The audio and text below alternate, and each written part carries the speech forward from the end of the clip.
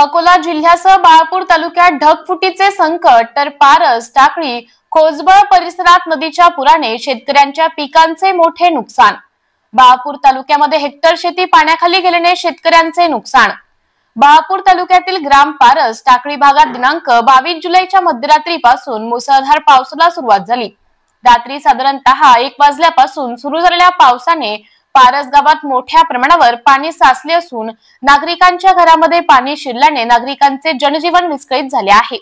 पारस गावा लागून पानकास नदीला पूर आल्यामुळे टाकळी ते पारस दरम्यानचा मुख्य रस्ता पूर्णतः बंद झाल्याने नागरिकांचा संपर्क तुटला, वाहतूक पूर्णपणे बंद झाली आहे।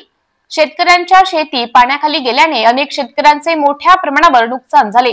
काही शेतकऱ्यांनी त्याआधीच दुबार पेरणी केली होती, मात्र या पावसामुळे पिके वाहून गेल्याने शेतकऱ्यांची आर्थिक अवस्था आणखीच बिकट झाली आहे। या आपत्तीतून सावरण्यासाठी शेतकरी वर्ग प्रशासनाकडे धाव घेत मदतीची प्रतीक्षा करीत शेतीचे पंचनामे करून त्वरित नुकसान भरपाई मिळावी अशी मागणी शेतकऱ्यांकडून केली जात आहे। सदर परिस्थितीचे गांभीर्य लक्षात घेऊन प्रशासनाने तात्काळ स्थळी भेट देऊन पंचनामे करावेत, रस्त्याची दुरुस्ती व पुन्हा स्थापनेची कामे तातडीने हाती घ्यावी अशी मागणी पारस, वटावळी, फडफड येथील शेतकरी व शेतमजूर करत आहेत। न्यूज 91 मराठी साठी आशिष वानखेडे, अकोला।